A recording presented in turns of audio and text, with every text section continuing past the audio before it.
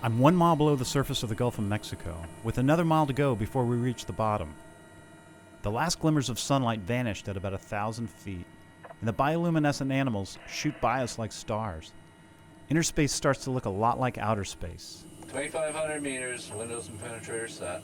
2,500 meters, windows and penetrator set. When we get to the bottom, with 2 miles of seawater on top of us, the pressure will be over 4,800 pounds per square inch. And the total pressure pushing on our little 3-person titanium sphere will be about 105 million pounds. That's 7,000 elephants. As we descend, I can't help wondering, who's going to win this time? The titanium or the elephants? I'm in the deep submersible vehicle Alvin, arguably the most famous submarine in the world, and it's completed almost 5,000 dives without a serious mishap. So I'm probably safer here than I would be, say, sitting in my own dining room eating a jar of baby food. I'm not a marine biologist or an oceanographer. I'm a cartoonist. I draw a newspaper comic strip called Sherman's Lagoon. It's set underwater. There's a shark named Sherman and some of his other pals. I take them to all kinds of remote places in the ocean, and occasionally fit some real ocean science into the comic strip. And now, here I was, like one of my own comic strip characters, on an underwater adventure of my own. I was invited to participate in the Alvin expedition by the Duke University Marine Lab as a sort of artist in residence. So I packed my bag and flew to Gulfport, Mississippi to rendezvous with the Woods Hole research vessel Atlantis, which is the launch platform for Alvin. That evening, Atlantis set sail for the first dive site, known as DC-583, about 150 miles southeast of Gulfport. We completed 4 Alvin dives there, and now we were about 200 miles off Tampa, Florida, over a part of the Gulf known as the West Florida Escarpment, to do 4 more dives. These particular sites were chosen because they're not only rich with deep-water sea life, but they have topographical features that rival the Grand Canyon. If you're like me, you probably didn't hear much about the Florida Escarpment in your high school geography class. Or the Mid-Ocean Ridge, the Earth's longest mountain range, also underwater. Or anything else underwater for that matter. We paint that part of the map blue, and we try not to think about it. It wasn't always like that. There was a time when our relationship with the ocean was much worse. For most of the great explorers in history, the ocean was the thing that got in their way. Columbus, Magellan, da Gama, they all had to cross an ocean to get to where they wanted to go. It was called the Age of Discovery, that golden moment in time when advances in technology allowed us to travel long distances. And in virtually every direction we went, there was a new world waiting to be discovered and plundered. By the 20th century, we declared the planet thoroughly explored, and we turned our gaze to a new frontier. We choose to go to the moon in this decade and do the other things, not because they are easy, but because they are hard. And after all this time, it still has never really occurred to us that we left over 2/3 of our own planet virtually unexplored, and more or less still in the dark. Okay, Houston, we've had a problem here. This is Houston. Say again, please. Houston, we've had a problem. This is the part of the ocean we're most familiar with, the top layer that's touched by sunlight, the so-called epipelagic zone. When I was a child, dreaming that I could breathe underwater, this is what I saw. And my nightmares look like this. These animals live thousands of feet deep in perpetual darkness and near freezing temperatures, an environment as alien and extreme as anything in our solar system, and it's right here on planet Earth. Which brings me back to Alvin. As I looked through the porthole at the darkness, it seemed so tranquil to me. It was hard to believe that it was pushing back at 5,000 pounds per square inch. Then it occurred to me that building a vehicle that goes to inner space is in many ways more challenging than building one for outer space. These inner space launches happen almost every day. They're less spectacular than an outer space launch, which is maybe why the media doesn't pay attention. But the work they're doing and the discoveries they're making are every bit as significant. Dr. Cindy Vandover is the lead scientist on this expedition. Cindy was herself an Alvin pilot, and she currently directs the Duke University Marine Lab. The deep ocean and its inhabitants are a particular focus of her work. how could you not be excited by the deep sea? So this is where the weirdest animals live in the universe. So when I first got interested in the ocean, I didn't even think about there being a deep sea, such a thing. I mean, how do you know that that place exists? And then it came into my mind, and I started thinking about all the animals that live there, these strange invertebrates, things that have dozens of legs instead of 2 legs like I have. The weird eyes, they have, instead of 2 eyes like us, they have many eyes or no eyes. So it was studying the oddities of the animals that live on the seafloor that made me want to get there. I was tasked with the responsibility of capturing some of that science in cartoon form, and that included a dive on Alvin to see firsthand what the ocean looks like 2 miles deep. From the outside, Alvin looks spacious, like it might have a library and a viewing lounge, or at least a bathroom. But it's really not like that. In fact, the habitable space is just the little titanium sphere in the front, with enough room for a pilot and 2 passengers. Sort of. The research vessel Atlantis went 24/7. Every morning, Alvin was launched from a crane at the stern. The Alvin dives took about 8 hours round trip, and as soon as Alvin was lifted out of the water, an autonomous underwater vehicle named Sentry was launched on a mission to map a new part of the sea floor. Sentry was programmed ahead of time to perform a certain mission, and then set loose to make its own decisions on how to complete that mission. That's the autonomous part. Once Sentry came out, a large net was deployed to capture plankton and other drifting specimens. And when the net came up, Alvin went back in the water again. My dive was scheduled for the middle of the week, so I had a few days to get my sea legs. My first opportunity to get inside Alvin came during the dive orientation. One of the Woods Hole engineers, Chris Lathan, gave us a tour. I'll start off by saying that the majority of what I'm about to talk about has to do with what you might need to do if a pilot is incapacitated for some reason. So most of this you don't have to worry about during a normal dive. In fact, if you try to do most of what I'm going to say, you're going to drive the pilot crazy. So the interior looked like a space capsule. We learned about the variety of life support systems. So oxygen, we have 12 O2 bottles of these 4 cans of lithium hydroxide, 2 atmosphere monitors here. We've got these 2 bottles here. We actually have 4 emergency batteries back here. We have 2 underwater telephones. Under your seat, we have a first aid kit. We have 3 sleeping bags. We've got 3 inflatable life jackets under the seat. We've got emergency rations, backup ground detector, leak detector, seasickness bags here. Under the floor, we have our pee bottles. What to do in case of an emergency. You need to put the straps on. Just hold it against your face, inhale to create a suction, and then let go with your hands and see if it sticks to your face. Oh, okay. With a little fart. Okay. How's that? What all the buttons did. Okay. The first switch here is service releases. This top row of switches will be active. You actually operate the switch, it's a spring-loaded switch again, and you would click S2, turn it on, and that activates this panel here. So normally this will be up and turned on. This wire, flip this up, that will operate the weight droppers. Turn that switch on, so S1 will give you power to S1. So that Which one's not to touch? the switch here is labeled emergency off. It's covered so that you don't turn it off by accident. All of which went in one ear and out the other. Yeah. Is there a user's manual or something in here Yes. where all this is written down? Yes. Because I don't think I'm going to remember all of it. Right. Although Alvin was a complex piece of engineering, the ultimate emergency plan was surprisingly simple. In the unlikely case of a complete system failure, Alvin could drop steel weights and simply float back to the surface. In fact, Alvin leaves a few steel weights on the ocean floor at the end of every dive. It's the most foolproof way to control buoyancy. Carl Kaiser, Sentry's lead engineer, explains the underwater landscape we'll be seeing through Alvin's porthole on tomorrow's dive. So tomorrow's dive for Alvin is going to be down at a site called the Florida Escarpment. The Florida Escarpment is a big ridge that runs all along the southern coast of Florida here. Very steep terrain, so you can actually sort of see it here. This is called bathymetry. It's a map of the ocean bottom. And up here at the top of the ridge, you actually can see that the seafloor is only about 500 meters deep. That's about 1,500 feet. But down here at the bottom, you can see that the seafloor is actually well over 3,000 meters deep. That's over 2 miles deep.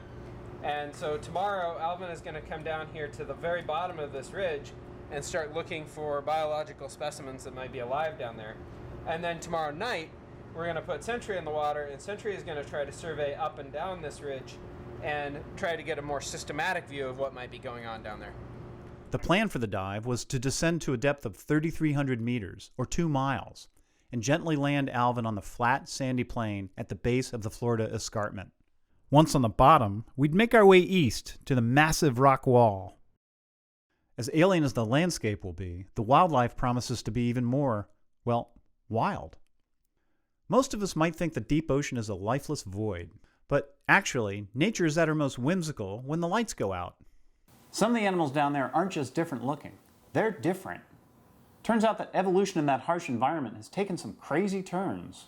For example, until recently, it was generally thought that the food source for deep ocean animals came from the shallow ocean, that deep ocean species simply ate whatever sank to the bottom. Or they ate each other. And that's true to a certain extent. For example, when a whale dies in the open ocean, it sinks to the bottom and it becomes an oasis of sorts. A community of sea life forms around it. Scientists call this a whale fall. A single whale fall community can live for up to 100 years, isolated and self-contained, like a small town in the middle of a vast desert. The deep ocean in general was thought to be at the extreme limit of an enormous food web that ultimately started with plants and sunlight and photosynthesis. And then about 40 years ago, a research team on Alvin was diving near the Galapagos Islands, and they found something very different.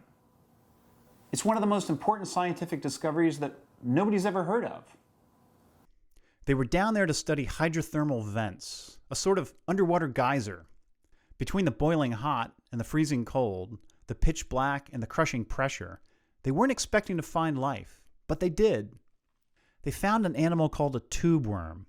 Tube worms, or more precisely, the bacteria that live inside of them, do something remarkable. Like plants, they build organic molecules out of simpler ingredients, but instead of using sun energy, they use chemical energy from the hydrothermal vents. So instead of photosynthesis, these organisms survive through a process of chemical synthesis, or chemosynthesis. It turns out that this little discovery at the bottom of the ocean has made us reevaluate the origins of life, and not just life on Earth. You see, back in the day, there was a theory that life on other planets could exist if that planet were just the right distance from its sun, if it were not too hot and not too cold. It was called the Goldilocks principle, and Earth was one of those rare Goldilocks planets. And despite the fact that there are literally an astronomical number of planets and stars in our universe, the Goldilocks principle assured us that the chances of finding life on any one of those was astronomically small. After the discovery of chemosynthesis, that all changed. Turns out we might not have to look much farther than our own solar system to find life. Europa, a moon of Jupiter, and Enceladus, one of Saturn's moons, might actually have all the right elements to support life similar to tube worms. And so, the greatest clues to whether life exists elsewhere in our universe might not be millions of miles away, but 2 miles deep.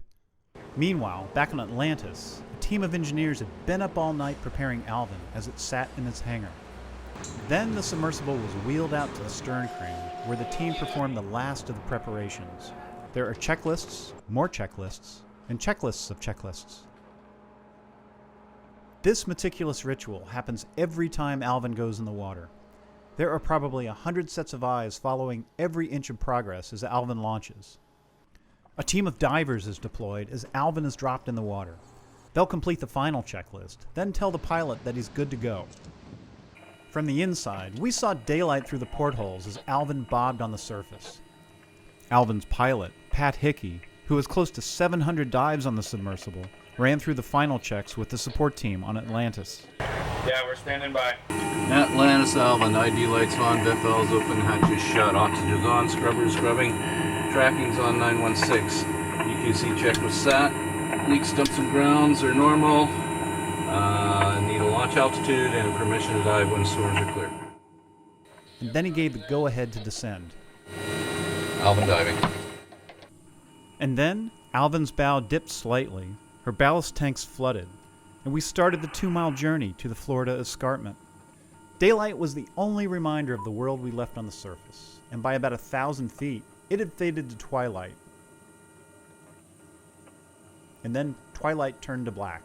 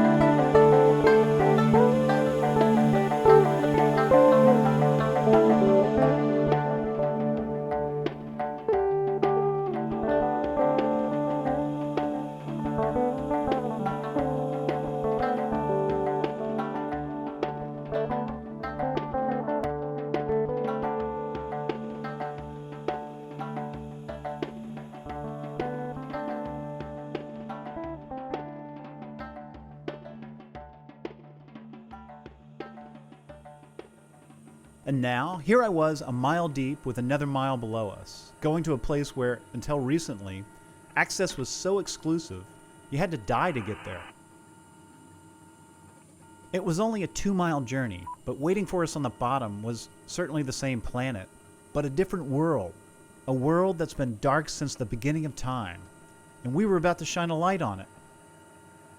Descending in Alvin usually demands very little energy from the batteries, but we were driving against a current, and that was using up our batteries faster than usual. I'm having to drive at about 80% power to make any kind of headway here, so I don't know how much dive time I'm going to have once we get to the bottom. Hickey reports Alvin's depth to the team on Atlantis. 3,000 meters, altitude 300, penetrators window set. Here's altitude 300, penetration window set. 3,000 meters, which means we'll be landing soon. Then we see it. The black void gives way to a sandy-colored blur, and then the bottom clearly comes into view. Hickey slows the descent and brings Alvin in for a gentle landing. Atlantis Alvin on the bottom. Atlantis Alvin on the bottom. VB neutral trim 2240 psi at 4.9, weight 288, and looks like I got about 400 meters, 097 to the target. Once on the bottom, we get a sense of the landscape around us. It's a perfectly flat, sandy plain that seems to stretch on forever. We faced a strong current on our descent and got pushed a little farther west than we wanted to be. So we point Alvin east and head towards the wall at about 3 miles per hour. The 400-meter trip should take about half an hour. Sea cucumbers were everywhere, leaving trails in the sand wherever they went. Just then, off the port side, we see a rare big-fin squid. Bright pink and wide eyes, its tentacles stretch over 30 feet as it hovers like a kite. Only a handful of bigfin squids have ever been seen. Contrary to popular image, the deep ocean is loaded with sea life in all shapes and sizes. These animals are, by and large, part of a food web that begins and ends on the deep ocean floor. The narrow-nosed chimera is a relative of the shark. Shellfish, in a variety of forms, is abundant. Everywhere we look, crabs scurry along the bottom, keeping their distance from Alvin. Deep sea mussels are about 5 times the size of the ones you get in the restaurant. We pass forests of tube worms as we make our way towards the wall. And then we see the most photogenic of all deep sea dwellers, the anglerfish. Anglerfish, and many other deep sea animals, like this black dragonfish, exhibit what scientists call bioluminescence, which is the ability to emit light. Anglers get their name because they use their light as a lure to catch prey. We also see a few signs of human civilization, including a neatly bundled garbage bag, looking like it's been put out on the curb for trash day. And we take samples of the sea life along the way. From the animal's perspective, this is nothing short of an alien abduction. Here, we attempt to abduct a sea cucumber, but he, or she, makes a hasty escape. This scotoplane, more affectionately known as a sea pig, is not so lucky. This little piggy's going to the lab. An octopus looms into view and tries to rescue some of his abducted colleagues. A struggle ensues between octopus and Alvin. Driving along the floor of the ocean, 2 miles deep, makes for some other interesting sights. This is a brine pool. It consists of a pocket of extremely salty water that, being more dense, forms lakes on the bottom of the ocean. The mussels seem to prefer the lakefront property down here and thrive along the edges of the brine pools. There are many oil companies drilling holes in the bottom of the Gulf of Mexico, but every now and then the oil flows out naturally. Suddenly, the flat sandy plain turns rocky and the walls of the Florida escarpment loom into view. This massive underwater cliff rises about 6,000 feet from its base. That's roughly the same height as the Grand Canyon. Sure, Florida might be the flattest state in the Union, but just a couple hundred miles west of Cinderella's castle lies an undersea landscape that ranks among the most breathtaking in the world.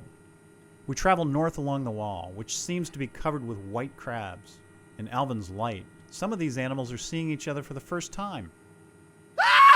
Tube worms tend to grow at the base of the escarpment, where the rocky cliff meets the ocean floor. This is where cold seeps form. Cold seeps are geologically active sites where hydrogen sulfide, methane, and other chemicals seep out through gaps in the rocky base. Bacteria in the tube worms essentially digest these chemicals through the process of chemosynthesis, forming the foundation of the food web here. There's still so much to be learned from these animals, and they're a big part of the lab work for the research team on Atlantis. We grab a few more samples. These are giant clams, and mussels, a sea urchin, and a sea sponge minus the square pants, and a bottom sample. After 3 hours, it was time to prepare for the trip back to the surface. We get some distance from the wall, then we release some of the steel plates that were loaded onto Alvin, making the sub just slightly buoyant.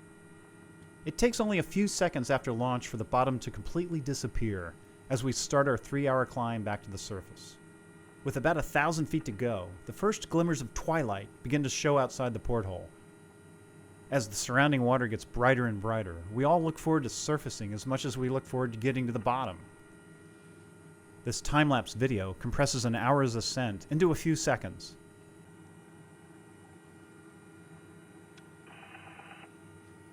And then we see the first signs of the world we left behind at the surface. Swimming primates. 2 arms, 2 legs, board shorts. We're home. Alvin breaks the surface, and the divers have already climbed aboard. Atlantis gently maneuvers stern to, and the hoisting process begins. In accordance with tradition, all first-time divers in Alvin get an ice-cold saltwater dunk when they get out. Oh, that saltwater! See it,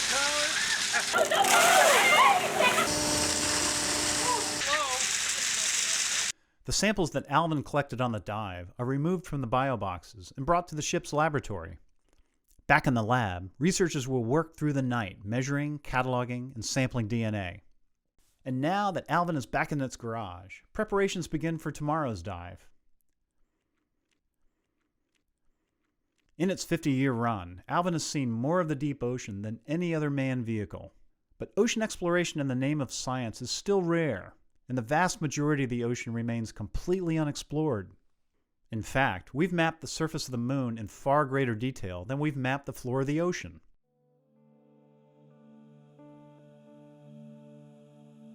"70% of our planet is ocean, and the average depth is over 2 miles.